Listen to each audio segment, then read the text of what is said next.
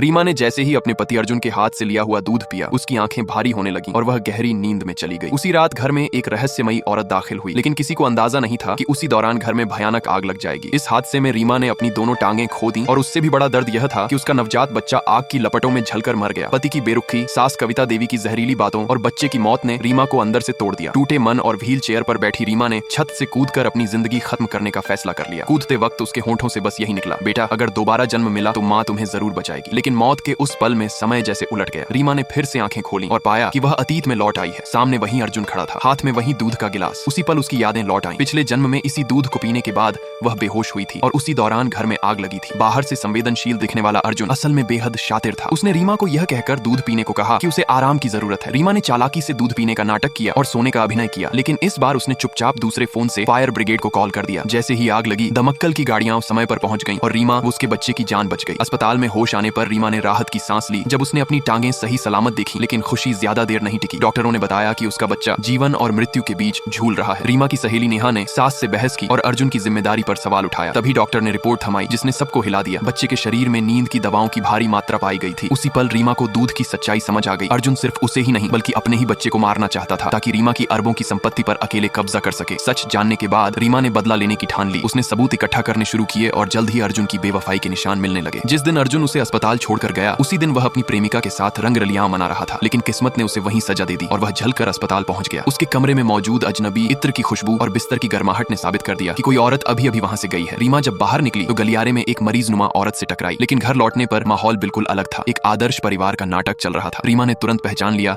कि वही औरत अस्पताल वाली थी। खाने की मेज पर बिना शोर के असली और नकली पत्नी के बीच जंग छिड़ गई। रीमा ने शांति से अपनी जगह साबित की और एक कटोरी दलिया शहद के पानी से उस औरत को चुप करा दिया। लेकिन कहानी यहीं खत्म नहीं हुई। बाद में रीमा को अर्जुन की सहायक माया पर शक हुआ, खासकर उसकी महंगी हाई हील्स देखकर। मगर माया ने अपने मंगेतर को सामने लाकर शक को खत्म कर दिया और नौकरी छोड़ने की बात कह दी। जब रीमा को लगा कि वह गलत दिशा में जा रही है, तभी माया ने जाते जाते उसे एक अहम सुराग दिया। अर्जुन किसी महिला ग्राहक के बहुत करीब है। एक तस्वीर में दिख रही शर्ट की वही कफलिंक देखकर रीमा की सांस थम गई। ये कफलिंक वह अच्छी तरह पहचानती थी। तभी उसके मन में एक डरावना सवाल उठा, कहीं यह सब किसी